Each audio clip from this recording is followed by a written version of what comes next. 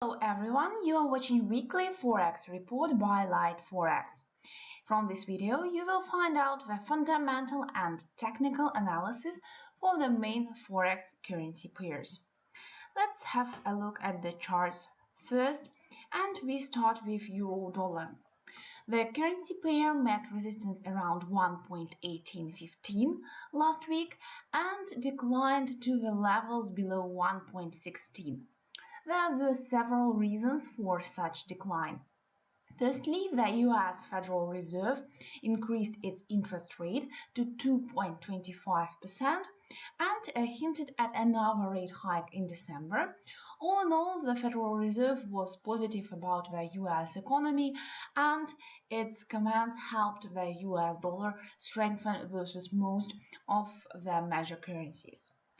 As for the euro part of the things, here we had some negative news. The single currency was hit by budget problems in Italy. In short, this European economy increased the planned budget deficit, and it now exceeds the levels which are acceptable by the European Union.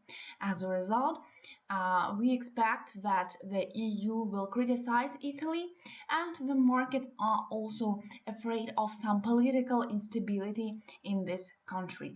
The problem is that Italy has a very high levels of debt, and the measure will increase the nation's debt even more.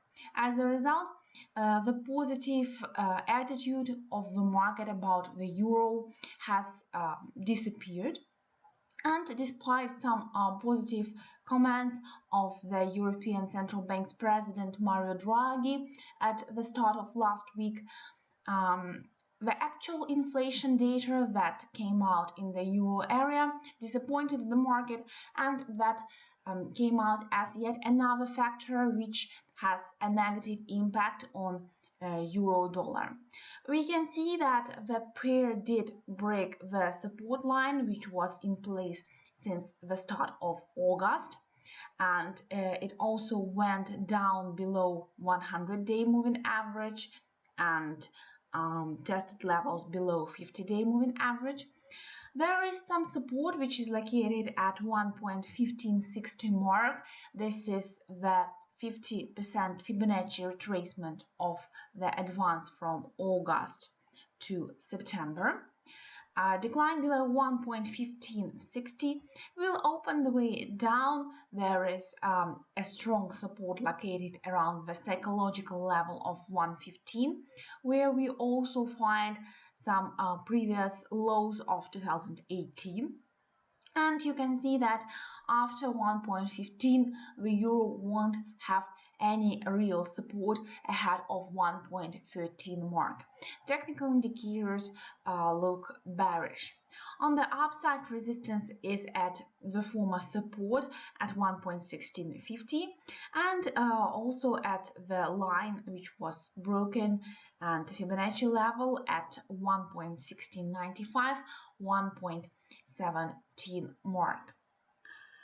The currency pair British pound US dollar also suffered from the US dollar strengthening.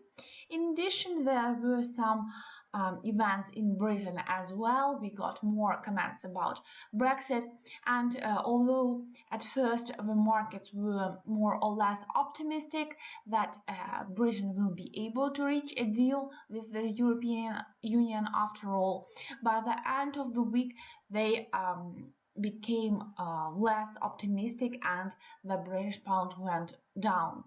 The key event to watch is the annual conference of British Conservative Party.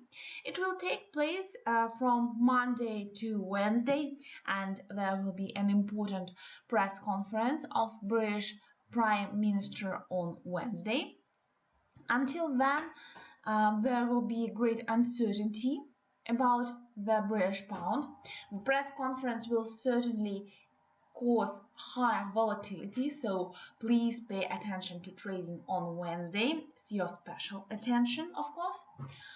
And much will be decided on Wednesday, because at the conference of the Conservative Party, British Prime Minister Theresa May will try to gather support she needs for her Brexit plans, and her opposition may try to undermine her authority and probably even make her resign.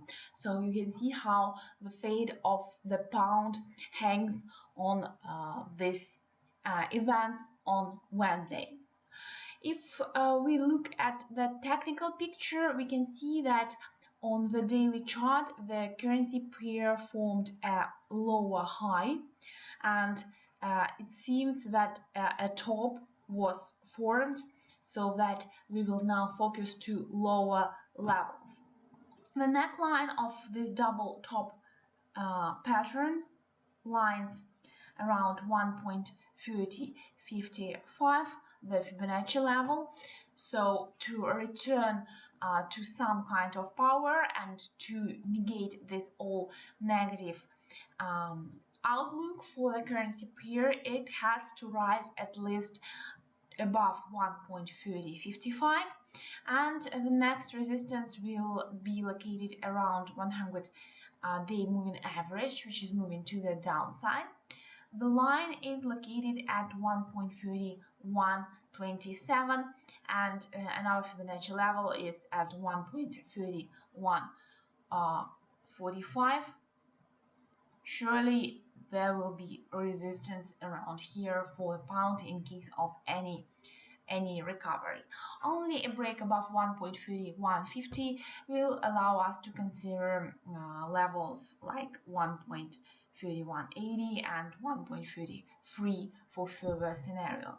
So far the focus is more on the downside, where we have the next Fibonacci level and the moving average located at 1.2980, our focus, and the next Fibonacci level at 1.29 mark. Having a look at the weekly chart of the pair, we can see that indeed these bearish candlesticks made their impact on the pair, and it was unable for many times to get above 100-week moving average in the area of 1.31. Certainly this looks like a big obstacle and kind of points at reversal and trading at lower levels for this pair. Let's have a look at dollar yen. Here the USD got support from positive US data releases and from Federal Reserve's rate increase, and we can see that the US dollar Japanese yen currency pair managed to get above the previous high made in July. It managed to break above 113 mark and to close above the important line 200-week moving average located at 113.16. The pair opened this week with some gap to the upside, and it seems that it is willing to push higher and higher. The next important levels lie all at big figures like 114, 114.50, 115, 115.50, which is the top of the current bullish channel. It doesn't look like the pair has a strong momentum from the look of technical indicators here, as we are already in the overbought area. So we expect the pair to retest support at some point, which is currently at 113, 113.50. But all in all, it is still trading in a bullish trend. It rose to higher levels. So all conditions are for the continuation of the uptrend, and you can join this market at lower levels at the test of support around 113. Commodity currencies, Australian dollar and New Zealand dollar, had a bad week versus the USD, as Australian dollar failed to break above this channel resistance, the downtrend line, which is located just below 0.73.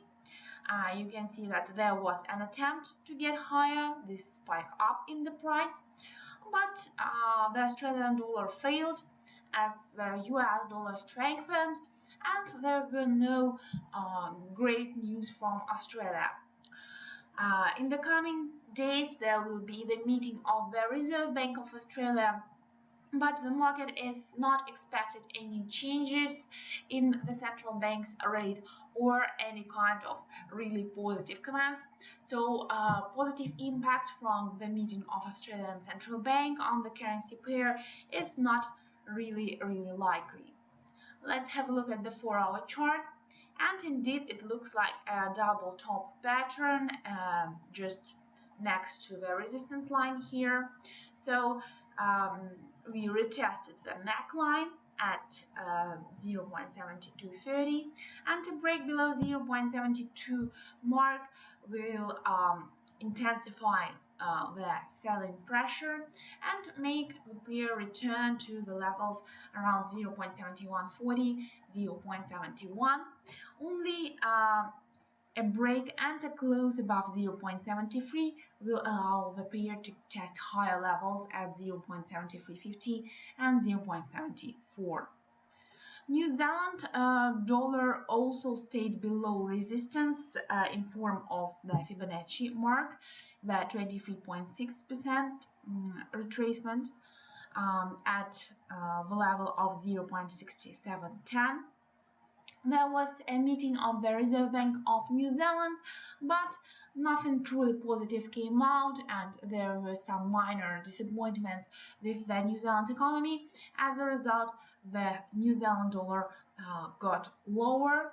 We can see that support is now located at the psychological level of 0.66, and decline below this level will open the way down to the previous lows of the pair located around 0.6545 and to the psychological level of 0.65. Moving averages here on the daily chart have a negative bias. That is not good news for the New Zealand currency.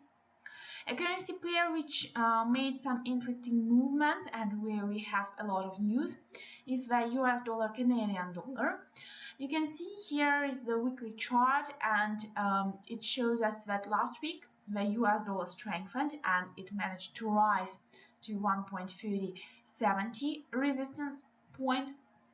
However, it declined by the end of the week and closed below the weekly moving average. And the new week opened with a gap down. Here it is seen on the weekly chart with great precision. Let's come to the daily chart. Here is this gap to the downside. The reason for this gap is that on Sunday there was an unexpected announcement that the US and Canada managed to make a trade agreement, and Canada will actually be the part of the trade deal between the United States, Mexico and Canada. Despite the previous negative comments from the US President Donald Trump, after all, there was a success in the negotiations. This, together with high oil prices, is positive for Canadian dollar and as a result negative for the US dollar Canadian dollar currency pair. Resistance at 1.2880 looks now very strong for US dollar Canadian dollar, and the pair is likely to drift down to the next Fibonacci level located at 1.2720 and the next mark at 1.2565 mark. These are our target levels based on the recent fundamental developments. In case of any kind of setback, the resistance will lie at 1.2975 and 1.30 marks for the pair. Finally, let's have a look at the chart of oil. Brent oil rose to some multi-year highs to the level of 83, and many analysts say now that the commodity will be able to rise to $100 level. The main reason is that the Organization of Petroleum Exporting Countries declined the demand of US President Donald Trump to increase output. They do not want to lower the price for now, and in addition, the market is expecting the US sanctions on Iran to take place, and this is also positive for oil market. You can see that oil managed to break above 80 level and 82 mark as well. Brent took out some really important resistance marks. So now the natural level to focus on the upside is the border of the current bullish channel around 85 mark. The oil looks capable of getting there, as earlier it managed to break above the triangle, so we can expect the movement to 85 level for oil prices now. So this is the technical picture, and now let's have a quick look at the economic calendar for this week to see whether there are some additional events we have to pay attention to. And on Monday, during the US session, America will release some important figures. ISM manufacturing PMI is one of them, so don't miss this release. On Tuesday, during the Asian session, there will be the decision of the Reserve Bank of Australia. We have already spoken about that. The speech of the Fed's Chair Powell will also happen on Tuesday. On Wednesday, don't forget to monitor the news for the decision of and announcement of the UK Prime Minister Theresa May. There will be also some indicators in Europe, and in Asia, in America, there will be the release of ISM non-manufacturing PMI, and ADP employment change is also usually watched by the market. On Thursday, there will be US factory orders, some data from Canada, and Friday will be interesting day, as there will be employment data from Canada, and what's more important, employment data from the United States. It is a first Friday of month, so America will release non-farm payrolls, or NFP. Usually this release leads to great volatility on Forex, and it is a great opportunity to trade on the news. You can see that the forecasts are a bit worse than the previous reading of the indicator, and traders will watch this indicator, non-farm payrolls, US unemployment rate, which is expected to decline, and this is positive thing, and average hourly earnings. Here, the higher this indicator, the better is for the USD, and it is also very important for the dynamics of the US dollar.